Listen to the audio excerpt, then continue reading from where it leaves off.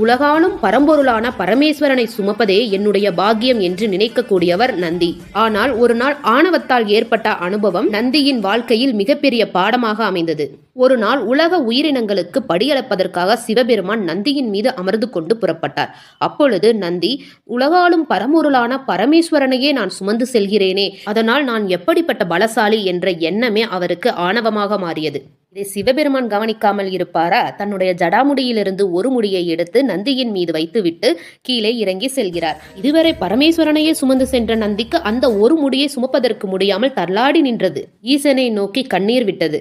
நந்தி, நான் உன்னுடைய ஆணவம் நீங்கவே இவ்வாறு செய்தேன். நான் இல்லை என்றால் நீ மட்டுமல்ல, நான் படைத்த ஒவ்வொரு உயிரினங்களும் ஒன்றுமே செய்ய முடியாது என்பதை நீ மட்டுமல்ல, உன்னுடைய ஆணவத்தின் மூலமாக நீ கற்றுக்கொண்ட பாடத்தை அனைத்து உயிரினங்களும் உணர வேண்டும். உண்மையை உணர்ந்த நந்தி ஆணவத்தை அகற்றி இறைவன் அருளால் மட்டுமே வாழ முடியும் என்ற உண்மையை உணர்ந்தது.